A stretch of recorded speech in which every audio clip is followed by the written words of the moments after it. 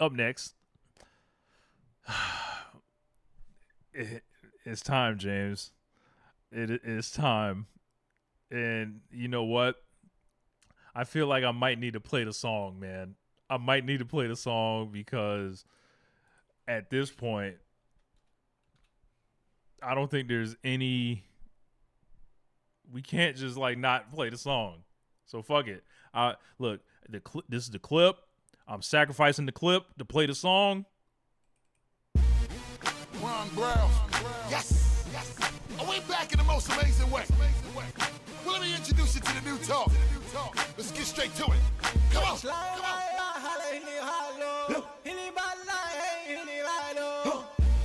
We getting there right money. We getting there right money. Holla, shit, hollering if I lie.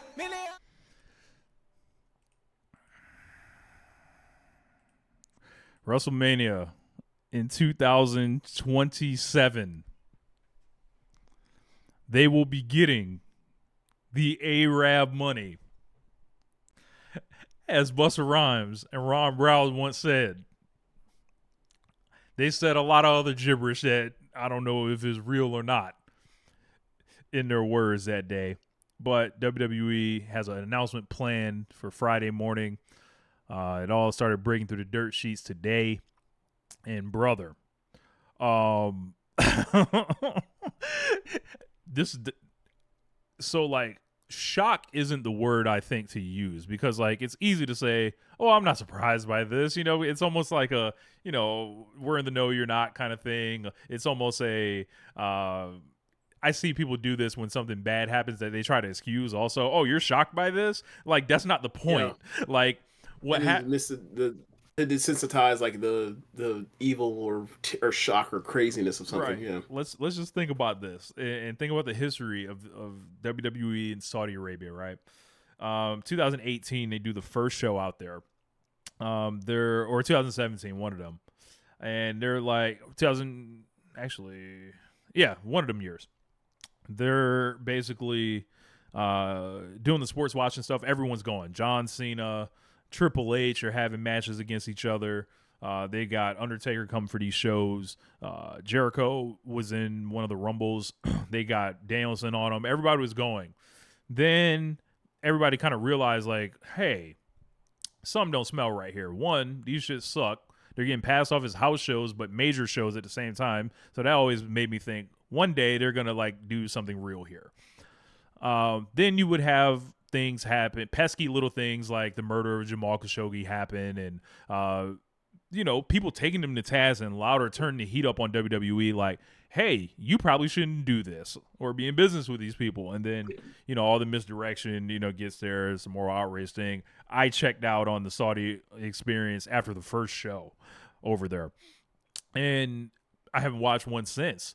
And I've seen the stuff with you're the forgetting you're forgetting the plane. Oh, I'm getting there. Yeah. And okay. Then, like we've also, you know, got to things like COVID happening and them getting pushed back, not being able to go over there.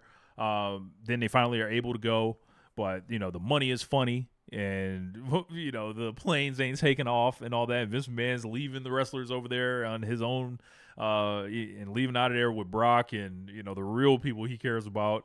He leaves everybody else there, you know, until the plane magically works, aka that money transfer goes through. And you know, MBS it's been a part of this huge sports watching effort, and this is the same country largely as it has been. WWE is assisted in the propaganda, whether you like it or not. This is not we don't say that to compare it to America or anything like that, because America isn't necessarily paying the government isn't paying to like sports watch the image of its own government. Now, the UFC thing on the White House lawn, that's getting close, like for sure. But this one has, you know, been going on, you know, for quite a while. They've tried to make it a thing. Why shouldn't the people of Saudi Arabia be able to get these shows? They've done every single thing. They're going to have the Royal Rumble next year. So that's like the first major show, because then they started trying to make the Saudi shows feel like their own major shows. And then after a while, it was like, eventually they're going to want a real one. And now they've got WrestleMania over there. That's hilarious to me, man. Because WrestleMania, like it or not, is a destination thing. Lots of fans, if they watch one wrestling show a year, it might be WrestleMania. Yep. If you want to travel to a show, it might be WrestleMania. It could be All In, but if you're listening to shows like these, it's probably All In. But WrestleMania. Vegas is getting it next year because they have paid the most for it, and before London, England ever gets one, they are going to go to Saudi Arabia and pretty much, I think, dare their fans to follow them there or not watch/support it. But they don't necessarily it doesn't matter because it's not really for the fans. Like these Saudi Arabian shows, like when they were back just feeling like these house show specials, they were making like $50 million each for those shows. What do you think of WrestleMania is going to run? This shit's probably $100 million they're going to get for that. The fans really aren't going to have to pay any money to go over there. The government already bought this shit. It's a sold show. So they could charge people $1 to get in there if they want. Yeah, I don't. Look, it felt like something inevitable. This was inevitably going to happen, and it did. And for the people that normally go to these shows, that travel to these shows, it's been thousands of dollars for accommodations, and tickets, to go. I guess you have to be able to save some money this year. You could just, do something more productive with it this year. You can stay at home and watch this shit, or you can go over there if you want to. That's your prerogative. But I feel like a lot of American fans are going to be upset that their show is going to be moved out. And I don't even know if I think for the fan that used to do this, like the fan like me and you and Jeremy and Josh, that before there was an AEW, we would go to see the indie shows in that town. That's completely wiped out. Yep. And I also think that also was an incentive for WWE to do one of these shows. You mean they've never liked. You mean other shows? Bloodsport not going over there with well, they might be doing Bloodsport in Saudi Arabia for another reason, but no Effie's big gay brunch over there. Like that ain't going down. I suggest that Effie doesn't do that over there or try to.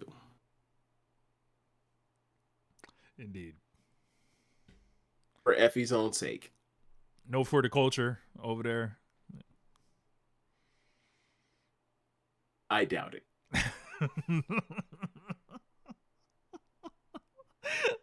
I don't think there'll be a Stardom show. No Stardom? Nah. Imagine what the Stardom outfits would look like over there. Shuri's hand will be bleeding trying to stitch all that shit up for these people. Shuri and the two other major gear makers that make most of the people's stuff over there. Nah, man. No Tokidoshi Pro, none of that. Look. How about this? How about they do a DDT show over there? Let's see some of that pheromone shit over there. See how that go. King of the North death matches will have a whole new meaning over there. Yes, they will. Oh man. Yes, they will. Oh man. I think that I'm just interested to see what the reception is going to be because when it hits the dirt sheets, there's one reception to it, and then when WWE starts announcing it themselves, people start trying to be like, well, what do you think is so bad about this? Thoughts and all this other shit. Like they just try to fish for the reactions and all that. But I fundamentally disagreed with the Saudi Arabia thing as long as they've done it essentially, and everything still applies here. I just think it's funny that they're gonna essentially take their most valuable property, send it over there, and they're gonna shake their dicks and dare people to not watch or whatever. So yeah, I guess I won't see WrestleMania. So whatever. But man, it's going to be the nastiest of nasty cards, I'd imagine. I On mean, this, I'm gonna still watch. I'm gonna still watch. Remind me once we get off here to cancel my Peacock subscription. But yeah, I keep forgetting to do it, but I'll keep watching. people will praise these shows. People will act like there's nothing, you know, irregular or anything. I think uh, the nastiness level of motherfuckers that have been retired forever, people that are old as hell, uh, prepare to see matches that you never thought you would see on this show. And brother, I've got a mock card here that I would like Oh, to okay. present James of Saudi Mania here, a 2-day event. Oh, so I think someone already. Well, I think someone already got one in there. That's a good one. Uh, That could definitely I got happen. something else That for could you, definitely baby. happen. I got All something right, go else for you, ahead. baby. So look, people saying Rock and Austin. Look, Rock and Austin. Let's use our heads here, right? I've got better matches for them both. I don't think you got better match for whatever pay they could get. All right, here we go. Day one of Saudi Mania. You wrote a 10-match card, bitch. 9-ish. Okay, 9. all right. We'll see. There's a stipulation. You know, you got to win a match on night 1 to get to night 2. There's a whole thing planned this here. this man doing a double dash. You're damn right. No. WrestleMania is no. a 2-day event, of course. Oh no! Look, Of course. This is why they say we should be beating up Gato. We should be getting Gato out of here. Look what he's influenced. This started in 2020. Hey, Damn it! WrestleMania. Night 1, opening match. CM Punk versus The Miz. Come on down, baby. Let's run it up. Let's run it up. CM Punk versus Miz in a blood-covered dick match. That's get it. crazy. Let's get it. That's in the opener, not the main event. The opener. The opener. The opener. Mm. You got it. Mm. Now remember when he when CM Punk wrestled John Cena in Saudi Arabia this year, I had said to you the finish of that match should be Miz comes out there and screws CM Punk from winning the title, and that's what should have happened. But they didn't go that route. They decided to do something else. I thought my way was better, but me and Rich got better. We got better ideas for how to instincts for how to make the Saudi Arabia stuff work for the American fans. Ooh, baby, we just getting started. Second match on the show. The team of Seth Rollins and Becky Lynch taking on Ric Flair and Charlotte. Man, how many more Ric Flair's last matches are we gonna do? It don't matter. Can he walk? Charlotte can work the whole match. Oh my god! He ain't even got a tag in. They gonna treat Charlotte like Jelly Roll. Yes. Charlotte's gonna work the whole match.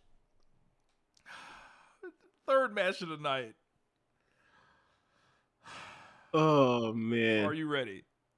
No, before we move on, you talk about like Charlotte, give it to Saudi Arabia, right? Like you gonna have Seth and Becky wear the same shit coming down to the ring, and then when they get into the ring, Seth takes the shit off, and Becky got to keep her shit on. Yes.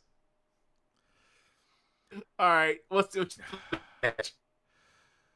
The American Badass versus the American Nightmare. Undertaker versus Cody Rhodes. He's back, baby. Here for the check. Saudi legend. Undertaker. Up next.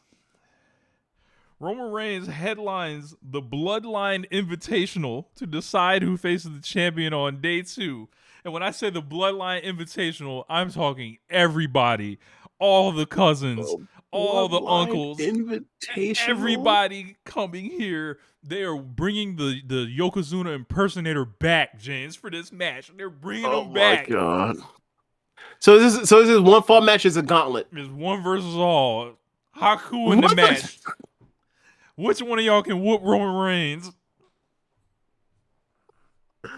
Now this sounds like a beat the streak like challenge on 2K. Yes, Like Sean Maluda, come on down. You know, JC Mateo, come on down.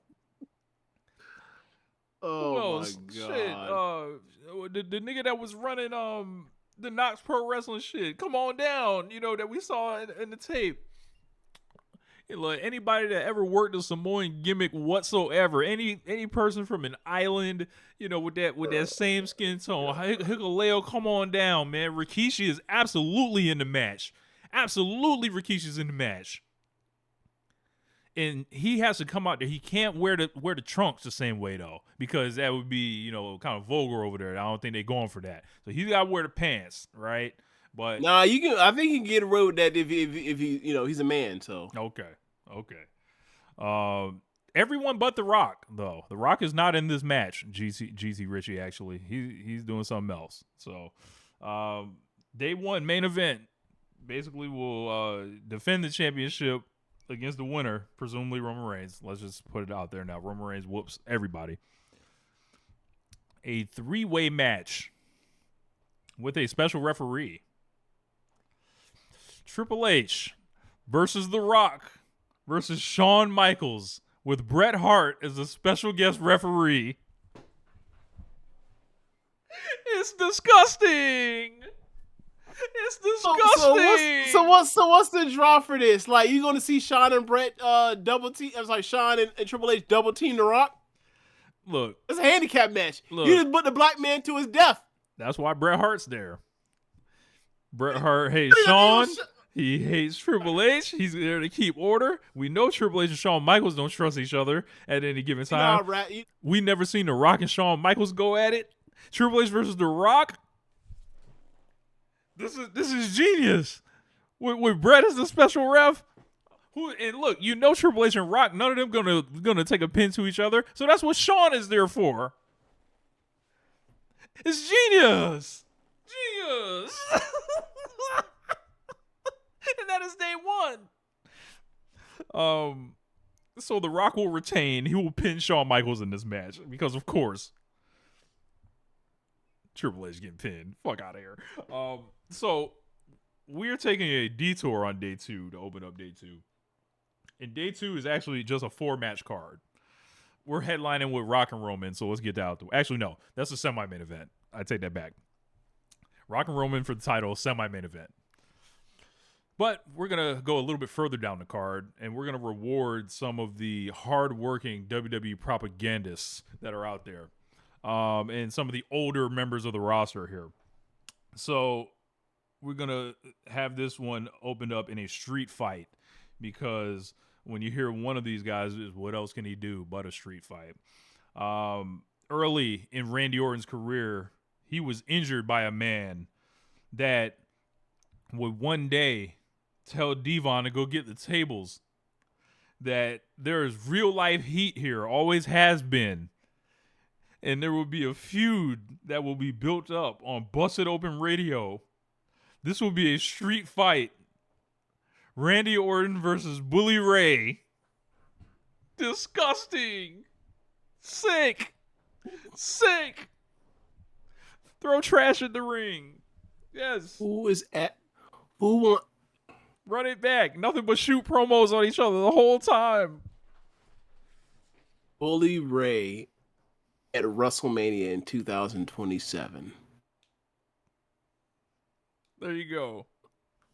Yes, and you bring out all the ECW cronies as run-ins and busted open people. Mark Henry, Booker T. You have them all run out there, like basically like Thunder Rosa. I didn't say it. You did. She be on that show. I know. So up next, we got to have Logan Paul on the show, of course. Come on now, Logan Paul is a staple at these events here. So Logan Paul has gotten on the mic and he has issued an open challenge. Basically, it said, I'm gonna be there day 2 in Saudi Arabia, and I dare any motherfucker to come get knocked out, essentially. And then all of a sudden, Break the walls down. For those who like to fall. It is the return to WWE of Chris Jericho. Logan Paul versus Chris Jericho. Oh boy. It's WrestleMania in Saudi Arabia. Be there. Oh boy. You have really outdone yourself with this one, Rich. Never count out Chris Jericho. Yes. You Oh, show up in WWE, I'm kind his ass out. I'm done. Like, bitch, I'll be watching them maybe at most once a month.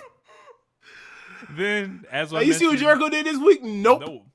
Nope. Then, as I mentioned, The Rock versus Roman. They just want to do it. Of course, that's where you do it. Whatever. But that is not our main event. We're getting them out the way for the real main event of SAUDIMANIA. I feel like I know somebody gonna be involved in this main event. Go ahead. In the main event of SAUDIMANIA, what it all boils down to, years in the making, the match that never happened. Stone Cold Steve Austin versus Brock Lesnar, managed by a returning Vince McMahon. I fucking knew Vince. I knew Vince McMahon was gonna be in here. I knew you was gonna leave Vince for the main event. God damn it! And nobody knows until the night of.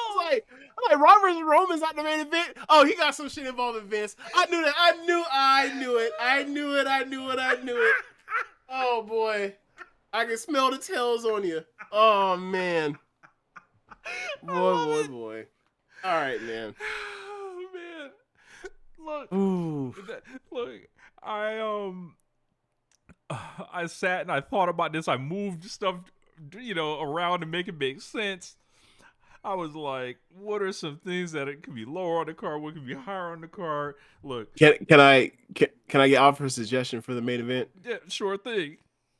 So Vince obviously takes a stunner in that match while assisting, but like the match continues. So, but you have one more run in, and that's in that last run in, John Laurinaitis.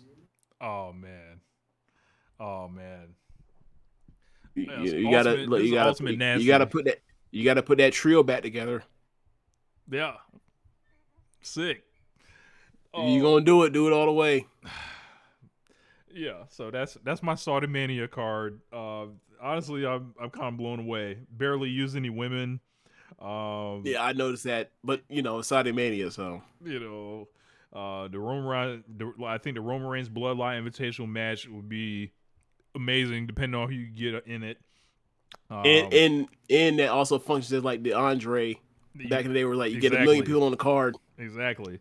And also the Randy Orton, Bully Ray, you get to Busted Open Radio show. You get all the grifters, surrounding Bully Ray essentially, and then Randy Orton, beats a shot that old nigga essentially. Yeah, I got a question. Yeah, are the Dudleys in the WWE Hall of Fame? absolutely. I believe so. Oh, are they? I don't know. I would believe so. Okay, someone let it up for me. I don't know if they are or not. The women not are saying the Saudi not saying whether they host. should be or not, but I'm saying like I don't recall. I gotta say Stone What are you Cold. saying, Rich? I gotta say Stone Cold versus Brock, managed by Vince. That is real. That is real sickness right there. Proud of myself there. But man, yeah. All right. So where do we go to next?